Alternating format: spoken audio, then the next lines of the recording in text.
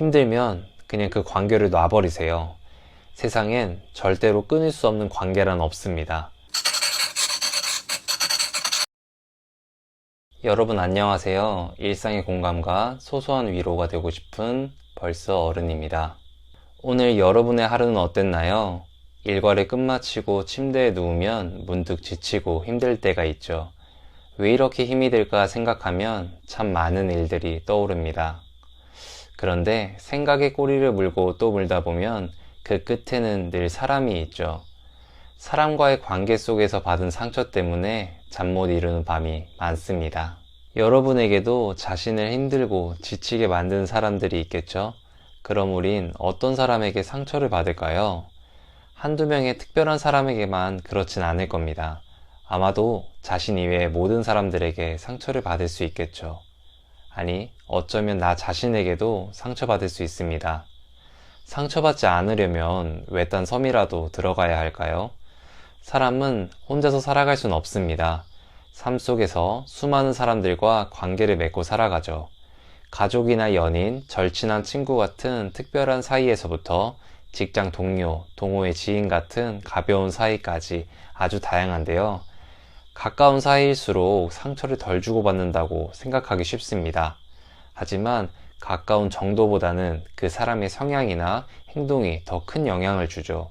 사랑하는 가족이라도 어떤 행동은 자신을 힘들게 만들 수 있다는 사실을 받아들여야 합니다. 오늘은 인간관계 속에서 상처를 주는 성향 6가지에 대해 말해보려고 합니다. 첫 번째, 매사에 부정적인 성향입니다. 이런 성향은 모든 일을 부정적으로 해석하고 반응합니다. 처음에는 예민하다 정도로 생각할 수 있죠. 하지만 이런 사람과의 관계가 지속되면 결국 지쳐버립니다. 나를 직접 비난하거나 주변 사람의 험담을 하는 것처럼 큰일이 아니라고 생각할 수도 있죠. 그런데 참 신기하게도 부정적인 감정은 쉽게 전염됩니다. 아무것도 아닌 일을 부정적으로 말할 때 그 감정이 상대방의 기분을 상하게 할 수 있죠. 풀어보려고 해보지만 쉽지 않을 겁니다. 이유가 없기 때문이죠. 원인이 없는 문제를 푸는 건 힘든 일입니다. 두 번째는 남의 얘기는 듣지 않고 자기 얘기만 하는 성향입니다. 대화는 관계를 발전시키는 중요한 요소입니다. 때문에 쌍방향으로 이루어져야 하죠. 한쪽으로만 가는 건 문제가 있습니다. 이런 사람과 함께하면 겉으로 보기에는 좋습니다. 먼저 연락을 해주고 대화도 즐거울 수 있죠. 하지만 시간이 갈수록 지쳐갑니다. 상대방의 고민을 들어주고 공감해주지만 정작 위로가 필요할 때에는 곁에 없는 경우가 많죠. 왜 그럴까요? 관심이 없기 때문입니다. 그저 자신의 얘기만 할 수 있다면 상대방이 누구든 상관하지 않습니다. 악의는 없을 수 있겠죠. 그렇다고 상처받지 않는 건 아닙니다. 세 번째, 통제하려는 성향입니다. 상대방을 소유물처럼 생각하며 자신의 마음대로 조정하려고 합니다. 부모 자식이나 연인처럼 가까운 관계에서 더 많이 볼 수 있죠. 이런 성향의 가장 큰 문제는 모든 행동이 상대방을 위한다고 착각하는 것입니다. 그렇기에 문제의식을 느끼지 못하죠. 자신의 행동에 스스로 정당성을 부여합니다. 상대방이 원하는 것이 자신의 의견과 맞지 않을 경우 그것을 하지 못하게 합니다. 다 널 위해서 그러는 거다 라는 고집에 사로잡혀 상대방의 슬픔이나 괴로움은 외면합니다. 네 번째, 부정적인 감정을 쏟아내는 성향입니다. 흔히 감정 쓰레기통 취급한다고들 하죠. 보통 사람은 다양한 감정을 서로 나누며 관계를 쌓아갑니다. 하지만 이런 성향의 사람은 부정적인 감정만을 쏟아내죠. 특히 사람을 정해놓고 그 사람에게만 얘기합니다. 편하고 좋아서 혹은 너무 특별해서라는 식으로 포장을 하죠. 하지만 실상은 많은 사람에게 좋은 사람이 되고 싶기 때문입니다.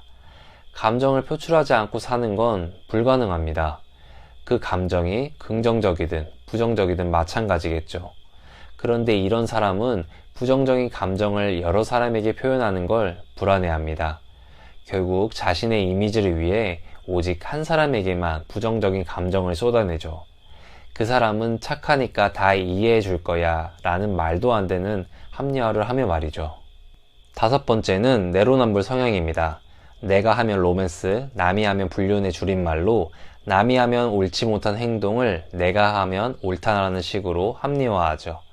이런 사람과 대화를 하면 일단 답답합니다. 앞뒤가 맞지 않고 논리가 없기 때문이죠. 어떤 관계에서도 의견이 맞지 않을 수 있습니다. 사람이란 모두 다르기에 생각 역시 다 다르죠. 의견이 다를 때 타당한 이유로 비판한다면 충분히 받아들일 수 있습니다. 하지만 자신은 맞고 남은 무조건 틀렸다는 식의 대화는 마치 벽을 보고 이야기하는 듯한 기분이겠죠. 소통이 불가능한 관계의 끝은 상처뿐입니다. 6번째, 착취하는 성향입니다.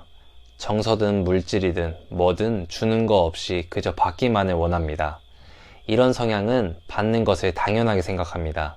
부모로서, 배우자로서, 애인으로서, 직장 상사로서 마땅히 받아야 한다고 말하죠. 상대방에 대한 이해와 배려가 없습니다. 동등한 인격체가 아닌 사회나 관계에서 정한 역할로만 상대방을 대하기에 이런 행동을 하는 거겠죠. 지금까지 우리를 힘들게 하는 6가지의 성향에 대해 알아봤는데요. 아마도 주변에 이런 성향을 갖고 있는 사람들은 분명히 있을 겁니다. 정도의 차이에 따라 힘들지만 수용이 가능한 관계도 혹은 이미 힘들다 못해 지쳐버린 관계도 있겠죠. 이런 관계를 어떻게 하는 것이 좋을까요? 우린 어른으로서 온전히 나를 위한 선택을 할 수 있습니다. 그것은 누군가에게 피해를 주지 않는다면 당당해지라고 말씀드리고 싶어요. 쉽게 정리할 수 없는 관계라면 상호 간의 경계를 명확히 하거나 물리적인 거리를 벌려 관계를 유지한 채로 나와 상대방 모두를 지키는 방법도 있겠죠. 하지만 이런 통상적인 방법으로 해결하기에는 사람마다 그 케이스가 너무 다양하다고 생각합니다. 다만 저는 사람과의 관계 속에서 상처받는 분들에게 말하고 싶습니다. 힘들면 포기해도 된다고, 모든 사람에게 착한 사람이 되지 말라고 말입니다. 힘들면 그냥 그 관계를 놔버리세요. 세상엔 절대로 끊을 수 없는 관계란 없습니다. 그렇게 하다가 나 혼자만 남으면 어떡하냐고 물을 수 있겠죠. 그런 관계 속에 있을 바에는 차라리 혼자가 괜찮다고 말해주고 싶습니다. 지금까지 긴 이야기 들어주셔서 감사합니다. 내용이 좋았다면 구독과 좋아요 부탁드립니다. 오늘도 즐거운 하루 보내세요. 감사합니다.